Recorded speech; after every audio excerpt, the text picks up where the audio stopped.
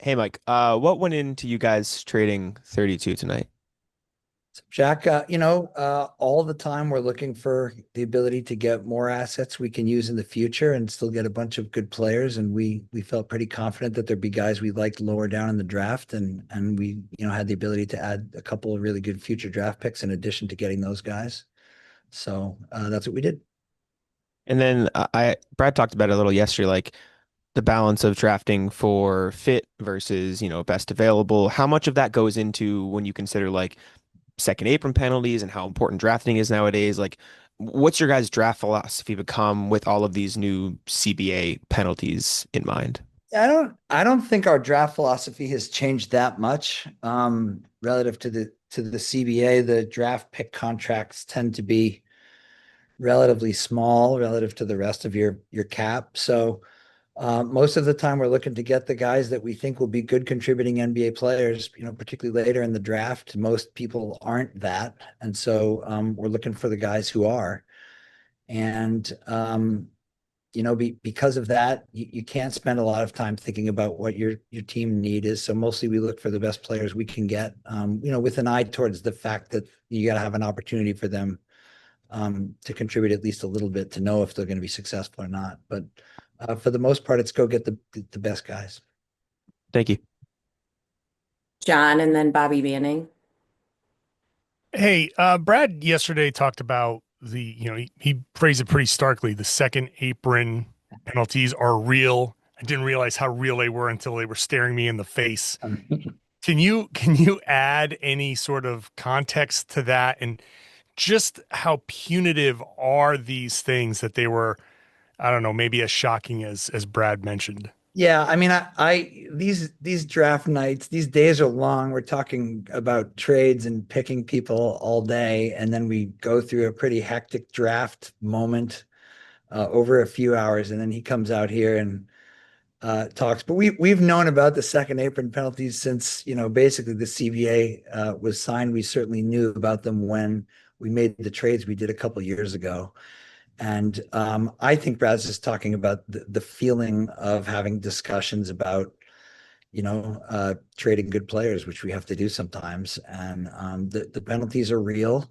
It's, you can lose your future draft picks. They can move down, that they can be frozen and then move down to 30. That's a big deal because you use those to go get good players a lot of the time, in addition to just using them to pick.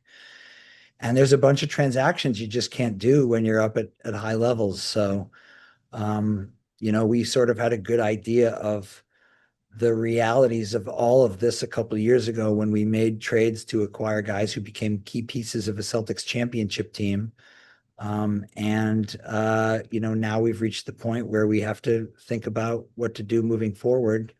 And I think nobody enjoys that, and that's what Brad's talking about. Is he's well aware of what all the penalties are, but it's not fun when you're facing them, and that I think that's all he meant yesterday. Okay. And is there any I guess advantage to being kind of like that first wave of teams to have to deal with this, uh insofar as that you are the ones that have to kind of lay the blueprint out, and then when it's your turn to kind of capitalize on other teams, you kind of know what might be coming more than maybe some of these other teams? Yeah, I get where your question's coming from. I mean, I think the first thing I'll say is there was a period of transitional rules the last couple of years as these rules got phased in, and we sort of realized where we were a couple summers ago that we could take advantage of the situation with the assets we had and the salary situation we were in and the quality of players we already had, and could make a jump sort of before the rules got as punitive as they were going to get. And that was a very conscious decision at the time, and it worked. So we feel good about that, obviously. But I don't we don't spend a lot of time thinking about, the cycles of other teams, except insofar as it affects our ability to go compete for the next Celtics championship, which is what we're always about here. So I don't know that there's an advantage to us sort of going first. I get the spirit of the question, but I'm not sure that there's much to that as much as there was a good moment to seize, and I think we seized it and there's a banner that'll be here forever because of it. And we're working towards the next one now. Thank you. Hey, Mike, I'm curious, is there a certain threshold you guys feel like you need to get to salary-wise this offseason, or that you've been asked to get to from a tax standpoint, from a apron standpoint? Like, is there something you have in mind there in terms of a number you have to get to? Hey, Bobby, no, there's not a specific number. It's just a matter of putting ourselves in a position where we think when, as Brad said last night, when Jason's back fully healthy, we're ready to go, trying to get that next banner. And And some of that has to do with the cap rules. Some of that has to do with assets we have. Some of that has to do with the players on the roster. We take all those things into account and try to build the next championship team. And that, once you get below that second apron, threshold there and put yourself in that position, you're talking about the extended flexibility you have there. Do you feel like, given where it looks like you guys are right now, that you can make potentially other moves to put you in a position to compete this year? I think we're always trying to compete with the guys that we have. Brad did mention last night that our first team All NBA players in the boot. Hmm. And so that's a that's a real thing. And I think you got the update from him last night on that. But having more flexibility is always useful in these things. We have made a key part of our philosophy is to be opportunistic about opportunities that come along. And so depending on where we end up and what moves we make, obviously you guys know I can't talk about some specifics of things, but um depending on what we do, we'll try to put ourselves in the most opportunistic position to take advantage of other opportunities as they come along. I know that's kind of a boring answer, but that's really how it works. Bobby and then Mark.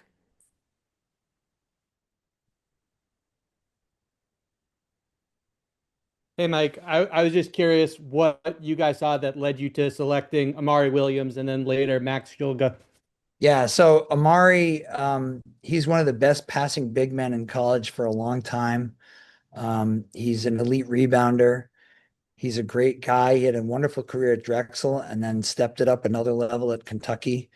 When you meet him, you'll see he's got just an enormous, enormous wingspan. And as you'll see on the court, if you haven't seen already, he's got incredible vision. And those things are just key abilities in the modern NBA. Your big guys have to be able to do all sorts of things. We sometimes we play through big guys at the post. With the guys we have had on our roster, and Amari should fit into that pretty well. And then Max is a tough guy who can handle and shoot, and elite toughness. He he's been all over the world. He moved to Spain when he was 13, I think, to play basketball. People may not know he was a teammate for 1 year of Nimi's at Utah State. Actually, when he was here for a draft workout a couple weeks ago, I think they went out to dinner and caught up for old times. So I think that was great.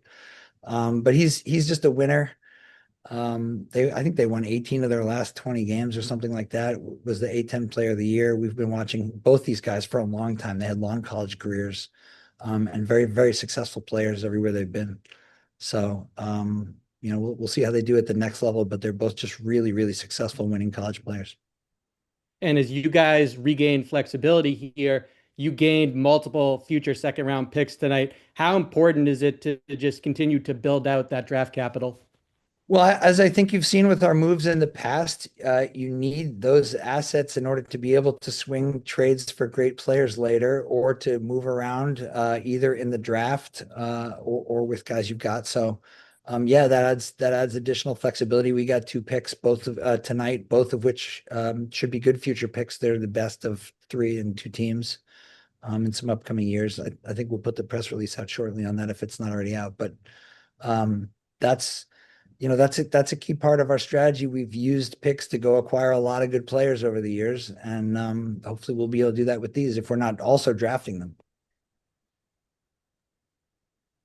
Hey Z, in your first answer, you were talking about adding the assets that you just mentioned, but also being able to get guys that you guys wanted later on. What made you feel comfortable that these guys that you wanted would be available in the range of the picks that you received? Well, you never know exactly which guys are going to be available at which pick. But we've got a big list of guys we like, and we have some sense of where they're going to go, and we're in touch with their agents who also have some senses of which teams like them and don't like them. And so you put all that together and you say, okay, if we move down or up to this part of the draft, who could we probably get?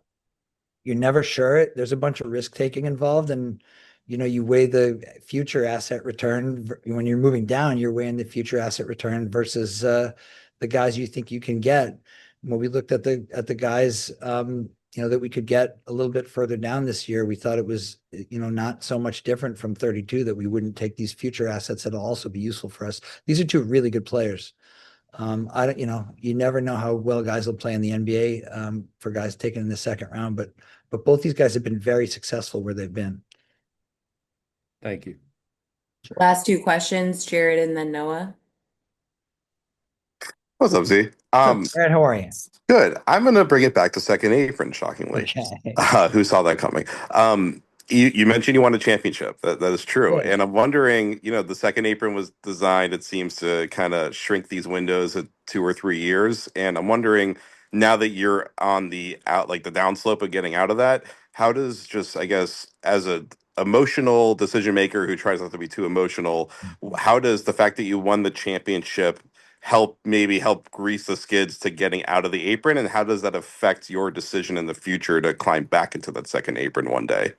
Yeah, I mean, I don't think it's automatically the case that you have to be over the second apron or the first apron or anywhere on the salary scale to win a championship. But the fact of the matter is the new CBA is set up so that teams can't spend enormous amounts of money for long periods of time.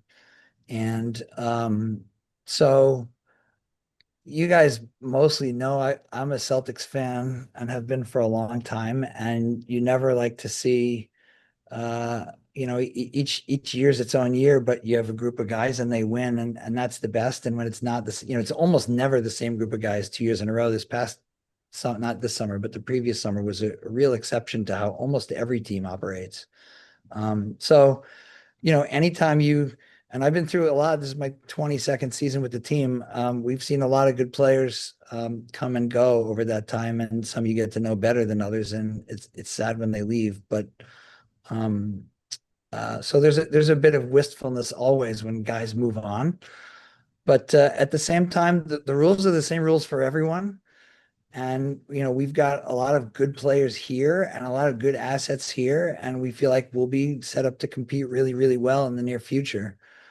So that's always heartening when you know that you're in that spot. There's a lot of teams that feel further from that than we do, I'm sure. So that's exciting, particularly when you're working for the team. It's always exciting to think about the future possibilities. And the draft night's like the perfect example of that. It's the embodiment of that. You get these guys at the start of their careers, and they're so excited to get the phone calls and come in and see everyone and meet everyone and be a part of this really, really special thing we have here. So that sort of tempers any sadness you have of the season ending. However it ends, for most teams, it doesn't end with the championship. But you get to have the draft soon thereafter, and it's the excitement of building a new team and the chance to go try and win it all over again. Noah and then B-Rob. Hey, Mike. Yeah. Over the last few days, there was a lot of discussion and reporting around teams being really interested in acquiring one of either Derrick White and Jaylen Brown. Curious from your standpoint, as you think about being opportunistic and thinking about the future, where do those two guys kind of fall into the vision of this team? Those two guys are really, really great NBA players, and there hasn't been anything close to serious about trading them. And so I'm not sure where all this reporting came from, but those guys are key parts of our team, and we're lucky to have them here. Thank you. Sure. Hey, Mike. Just want to check, is the plan for Max and Amari to be two ways, or is that still in flux? And were you guys able to talk more of Hugo today? And is there any plans for him to when to come over this summer league, et cetera? What's kind of the update there? Yeah, I think you'll see Hugo here next week. I don't, we have still some stuff to work through. There's a lot when you draft an international guy, there's a bunch of things you have to do, but he'll be in town at least next week and we'll know more in the coming days on that. And then on the guys we drafted tonight, I think that's likely that they're two ways, but as you may know, these things like the draft ends and everybody just wants to go home and our group is here. I actually pulled away from it. Our group is upstairs working hard on summer league roster and things for training camp and other things. So we'll get all that stuff ironed out in the coming few hours and days. And you'll probably know more next week. Thanks. Sure.